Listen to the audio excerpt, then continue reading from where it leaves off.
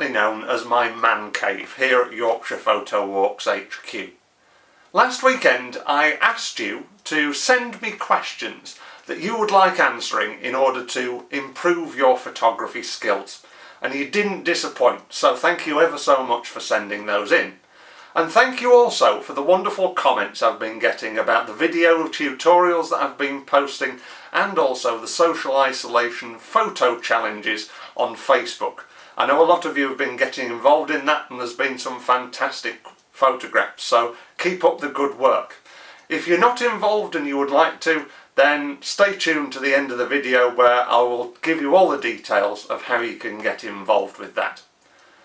With the questions that I've been asked, I'm going to keep the people that have asked them anonymous, basically because I don't think people like their names being bandied around on the World Wide Web.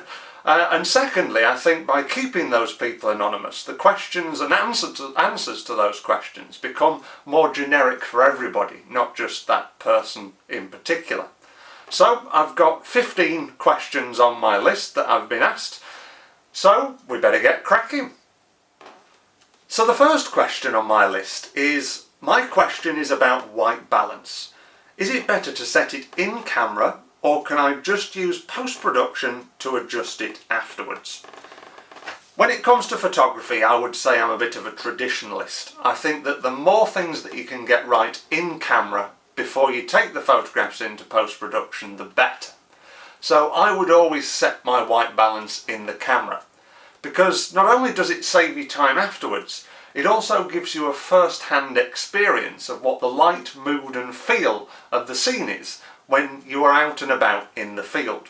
Now, I know this isn't everybody's way of doing it. Some people just like to leave the camera on auto white balance and tweak it in post-production afterwards. If that's your way and you've been doing that for years, then I wouldn't change. But if you are just starting out in photography, I would get into the habit of setting that white balance in the camera.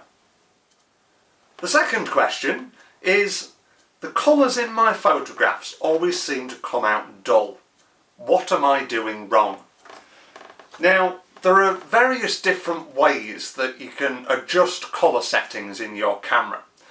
The first thing that you should always make sure is that your camera is set to record colour in something called sRGB. And this is unless you've been told otherwise by somebody that is going to be printing your photographs. The other option is Adobe RGB, which is specific to a very limited amount of high-end printing software and hardware as well. So sRGB is the profile used by most televisions, tablets, mobile phones and household printers. So if you're using Adobe RGB, then sometimes your colours may not look as right as they possibly could do. So that's the first thing. The second thing is white balance, which we've just been talking about. You can either warm or cool a photograph in terms of the tones and colours. And especially for things like photographing sunrises and sunsets, you can really warm up the nice warm colours that the sun's producing.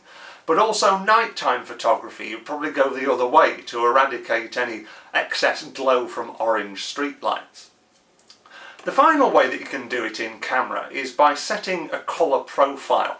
Now, you'll find in one of your menus somewhere that there'll be a list of things that say neutral, standard, vivid, landscape and other things like that. And by setting these, it will give your camera a profile of colour to be specific to what you're photographing. Now, you've got to be careful with these because sometimes they only record on JPEG files. So if you're photographing in RAW, then sometimes your photographs will look a bit dull. But don't be frightened by that, because you can always go into post-production afterwards and just enhance those colour channels where you need to. This person says, I have a question on equipment. If a lens has minor scratches on external glass, would this have any detrimental effect on image capture?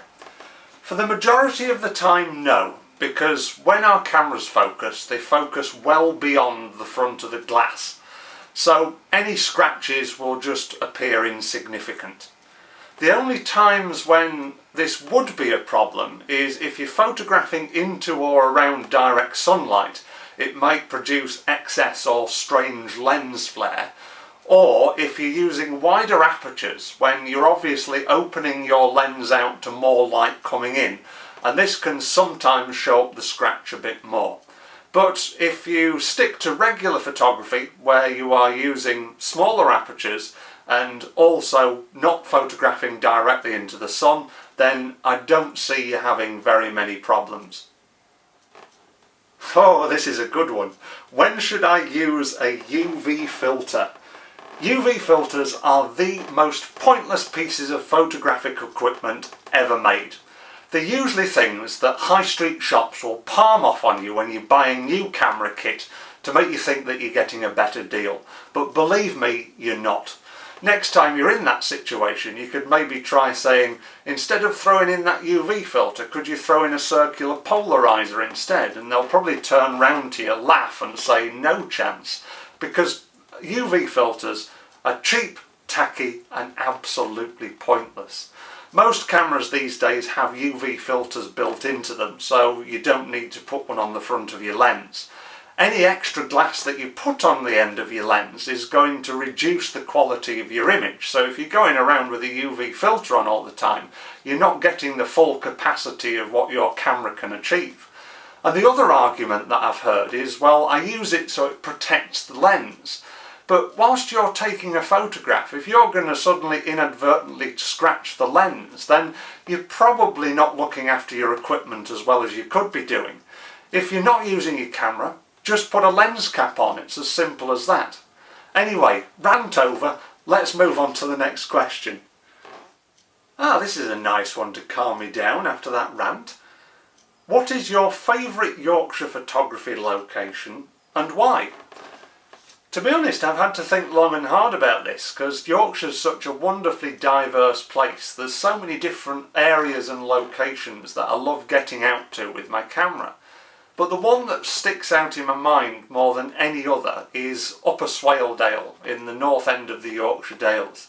Not only have you got the wonderful vistas of the barns and the dry stone walls, there's also some fantastic waterfalls. The meadows at Muka during June are absolutely stunning, and there's also the lead mines as well, which give you a fantastic opportunity to get out and do some industrial photography, which I also really enjoy.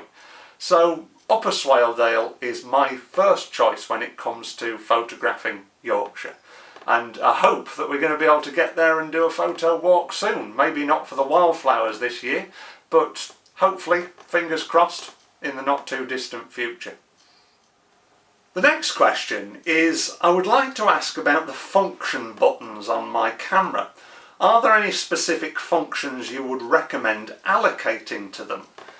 Now, for those of you that don't know what function buttons are, these are usually things on digital cameras that allow you to put a specific function on a customizable button. So it's mainly used for things that you use more than anything else. Now, my tip when it comes to using function buttons is go out with your camera a few times, and as you're out, make a list of the settings that you use most frequently that don't already have buttons allocated to them. After you've been out, say 4 or 5 times, you should have a comprehensive list and a good idea of which settings that you use more than others. And it's those settings that you should set as your function button settings. On my camera, because I use them more than anything else, I've got one button set to do white balance and another one to set the different types of autofocusing, so either single point, multi-point or continuous autofocus tracking. On technique, how would you improve capture of an image when dealing with a range of light levels, i.e. sunrise or sunset?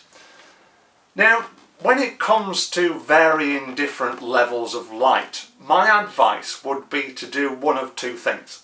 Firstly, set your camera in full manual mode and set the ISO and aperture as a constant, and then adjust your shutter speed on what happens with the light at any given moment.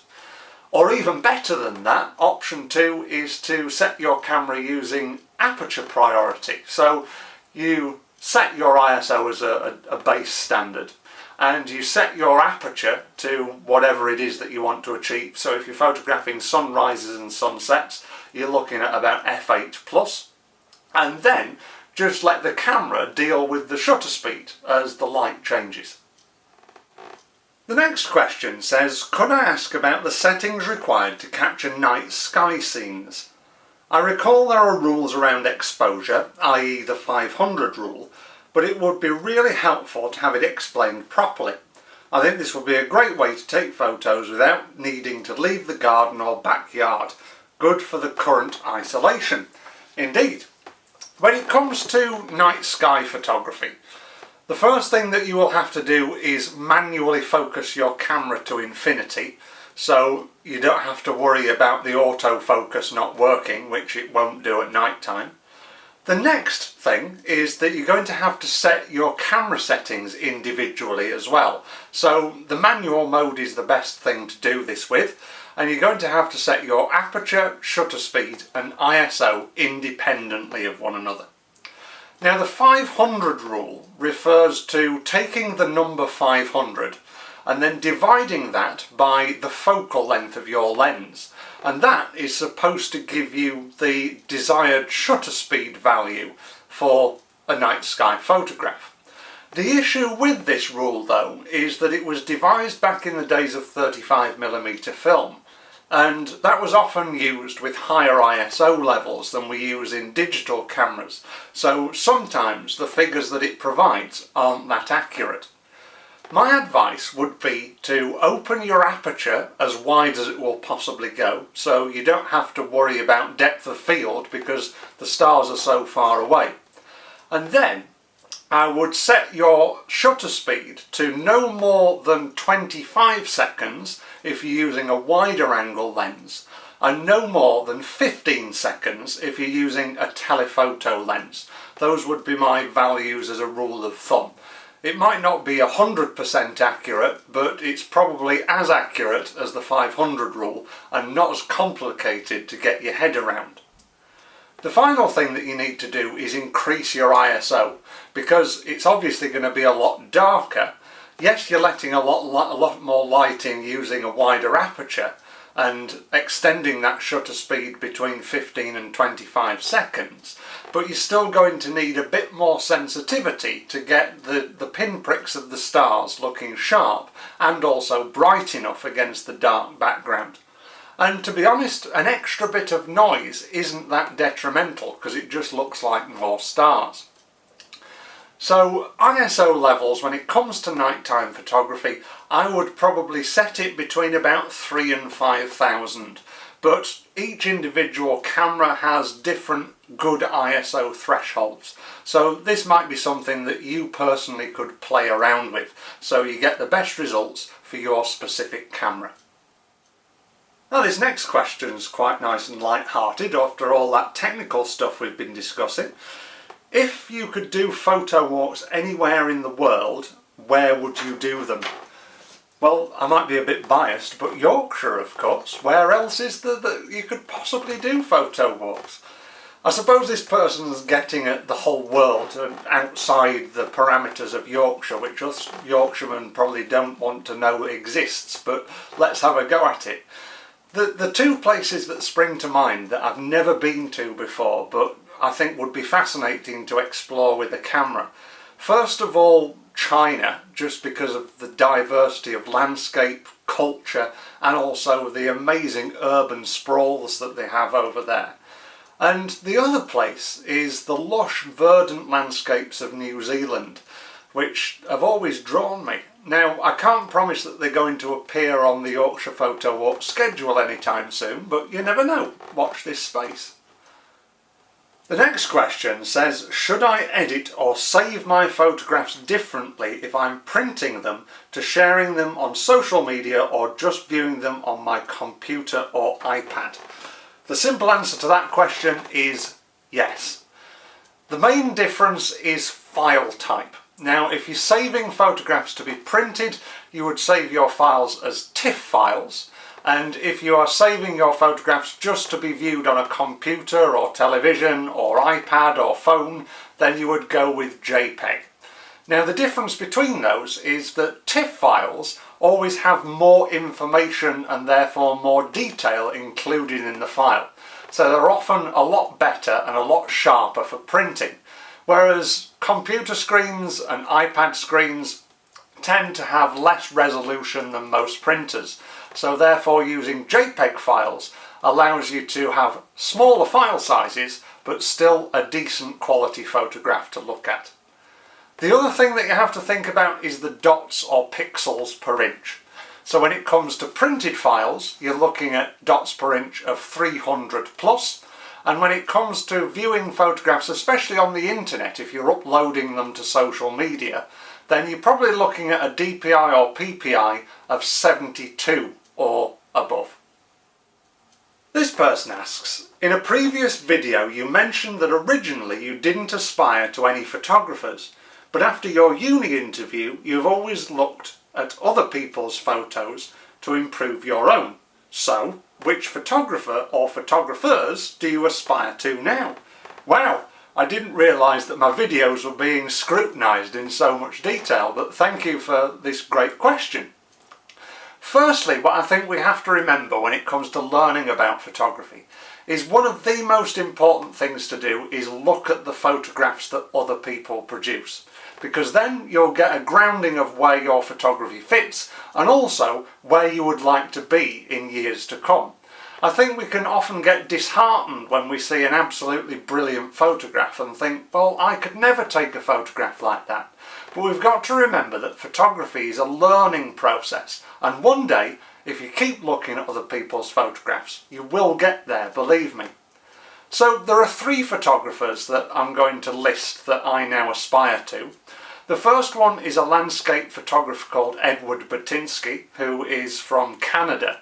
And the reason that I really admire his work is that he twins landscape photography with a bit of documentary as well, and starts to tell these amazing stories about how humanity is affecting the landscape. The style of photography that he produces is called new topographic photography, which is photographs of a man-altered landscape. And he uses a large format film camera, so he prints the photographs really large and they're extremely detailed as well. Absolutely fantastic work.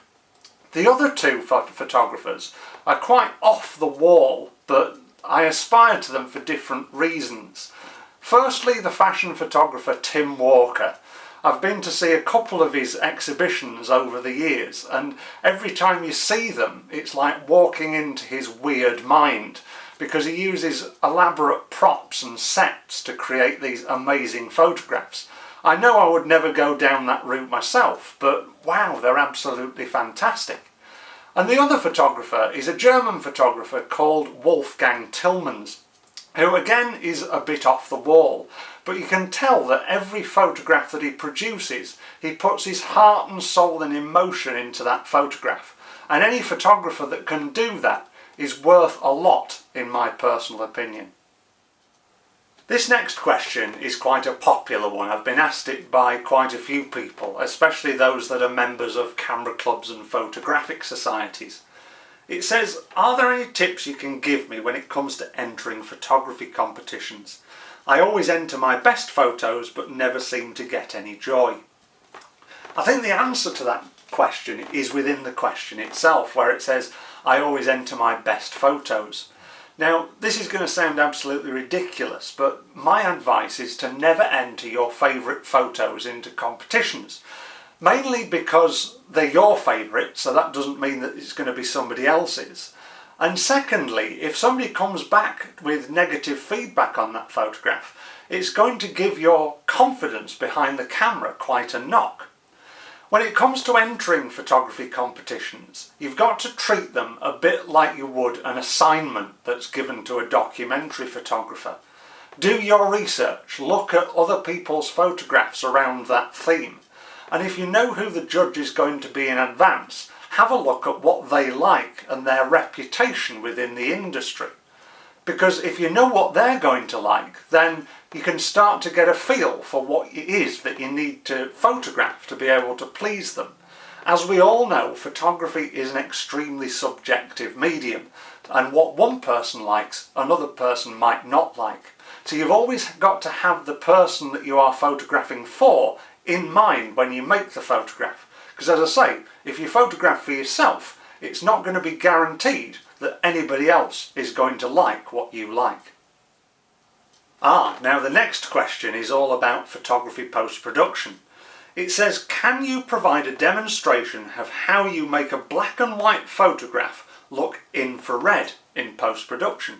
Well, the computer's here, so let's log on and I'll see what I can do. So before I go into explaining exactly how we do this, maybe it's probably best if you see what a real infrared photograph looks like first of all. It almost looks like a snowy scene where all the foliage appears quite bright in tone and the sky looks rather dark and brooding in contrast. Now, if you were to do this with camera equipment, either you would have to buy a specific camera or destroy the camera that you have already and take the infrared filter out, which I would definitely not recommend doing, which is why it's always best to do these things in post-production afterwards. So you save on money, but also you get the right technique that you're looking for. So let's go into Lightroom and I'll give you a brief explanation of how we can make a photograph look like it appears infrared. So here we are in Adobe Lightroom, and as you can see, I'm using a photograph here that I took on my honeymoon in Austria last year, because I think that this is the sort of dramatic scenery that warrants an infrared sort of look. Now, the first thing that we're going to have to do is turn the photograph black and white. And I'm going to make a few adjustments just to edit the contrast and the general look of this photograph. Just speak amongst yourselves while I'm doing this. If you want to learn a bit more about how to turn a photograph black and white in post-production, then I've already done a tutorial on that, and a link for that should be at the top of the video screen right now. So click on that if you want to have a look in a bit more detail after I've done this. So we're up to a point now where our black and white photograph is looking nice and contrasty, nice and moody, but we're still looking like it's a normal black and white photograph. So how can we go and make this look as if it's infrared? Well, it's all down to the luminance or brightness of the colour channels. So if I go down here to the colour channel mixer and increase the value of the oranges, yellows and greens, you can start to see that we're getting a lot more snowy sort of look within the green areas in particular. Now, what we've got to remember when it comes to editing these channels is that it's almost the exposure of that colour. So if you go right to 100% on all of these, then you're soon going to start to lose detail. So it's always best to keep it slightly less than 100%, but I wouldn't be too scared of going up into the 70s, 80s or even 90s if you have to get the right effect. When it comes to greens, that's when there's a lot of green in the photograph, that's obviously going to make the most effect.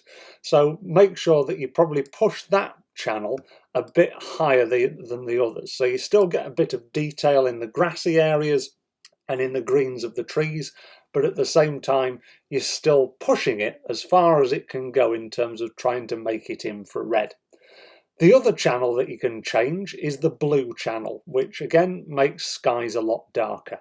So for an infrared photograph, you're looking at quite a dark blue sky. Now, as you can see, it's having a lot more of an effect than the greens, yellows and orange sliders did. So with this one, I probably wouldn't push it more than about 50%. With this one, I'm going to leave it at about 40, just so it doesn't look too false, the photograph. So we've gone from the original colour, flat looking photograph to this infrared looking black and white photograph. So I hope that answers the question. The next question on my list is also about photographic post-production. So I'll remain in this post-production screen, and I've reverted back to the original photograph to run through this next bit. So it says, I don't really get colour tones, tonal adjustments, or the whole curves thing, and often just apply a preset or avoid it entirely. Are there any tips for beginners you can offer here? Yes, there is. So first of all, when it comes to editing a photograph for colour, one of the sliders that is going to do more difference than anything else is the contrast slider. As you can see here, the colours are looking a bit flat to start off with, but as soon as I start to increase the contrast, then the colours start to pop a lot more. The next thing that we can do is go down to the colour mixer. And as you can see here, on the luminance channel, which we talked about in that last question, you can adjust it to bring down the darkness of either the blues, or you can increase the saturation on the greens if you want. With these, you've got to be really careful, because the further you push them, the more false the photograph is going to look. But just by pulling the greens back there, you can see that a bit more contrast has been brought into the grass section especially. But as I say, don't push them too far, because the photograph starts looking false. The next thing, or the next part of the question, was the tonal curve. So if I click on the tonal curve icon down here, you can see that I've set this to have like a slight S bend on the curve, rather than it being completely flat from one end to the other. This again is just going to increase the contrast a bit. So for beginners' purposes, I would just leave the tonal curve alone as much as you can, but if you want to do anything with it, then it's just a case of pulling down the bottom just by dragging on this little icon, and then pushing it up slightly at the top, and that will help you to improve the contrast of your photograph. So we've gone from that flat looking, not very contrasty, dull photograph to a really colourful, boosted tonal photograph. So I've now reached the last question on my list, and it says, what is your most memorable Yorkshire photo walk, and why does it stick out in your mind? Now, there's one that sticks out above all of the others. It was back in the early days of Yorkshire Photo Walks. I think I'd only been doing it 6 months to a year.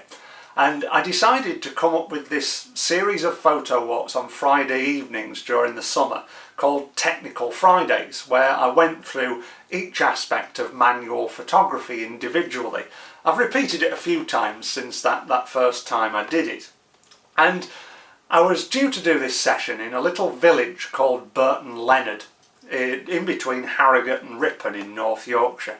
Just down the road from the village there's a lovely little site called Burton Leonard Lime Quarry, which is great for both close-ups and wider angle shots, which was great because the session was called Fathoming Focus and Focusing. Anyway, we arrived at the beautiful village of Burton Leonard, and I did my introduction in this bandstand on the village green. And then all of a sudden there was a huge clap of thunder, and for the next hour or two it was just constant heavy rain. And we thought, well, we're all here now, so there's no point in just getting back in our cars and going home, because some people had travelled quite a fair distance to do this session. So I ended up doing the whole photo walk from a bandstand in the middle of the village green. But what was brilliant about it was it worked, and everybody learnt what I was going to teach them anyway, and they got some good photographs out of it. So I suppose that goes to show that even in situations where you don't think there is very much to photograph, like now in this lockdown period, there's always something you can achieve. So that concludes that list of 15 questions. I hope those of you that asked the questions have got what you wanted from my answers. And also the people that didn't ask any questions, I hope you've also learnt something and can now go away and improve your own photography skills. If you've got any more questions, or if the questions that I've answered have prompted even more questions, then please feel free to write them in the comments on this video, share them on social media with me, or send them to me in an email. And you never know, if there's enough demand a bit further down the line, I'll do another one of these Q&A videos. Also, remember that there's my social media social isolation photo challenge, where I'm setting different themes to photograph every single day. If you're not on Facebook, where it's taking place predominantly, then please feel free to email me and I'll add you to the mailing list that I'm also sending out the themes to. Keep watching my videos on YouTube. If you've not subscribed to the Yorkshire Photo Walks channel already, please do so, because there's plenty more content being added over the next few weeks. The next videos that I am going to post are all about manual exposure. I'm going to do a little mini series within the Basics of Photography series, so keep an eye out for those and the other ones that I've posted during lockdown so far as well.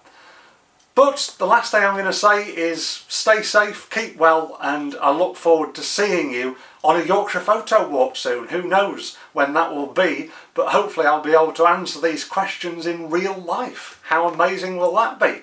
But until then, keep enjoying everything that I'm putting out, and as I say, stay safe and well, and I'll see you again soon. Thank you for watching.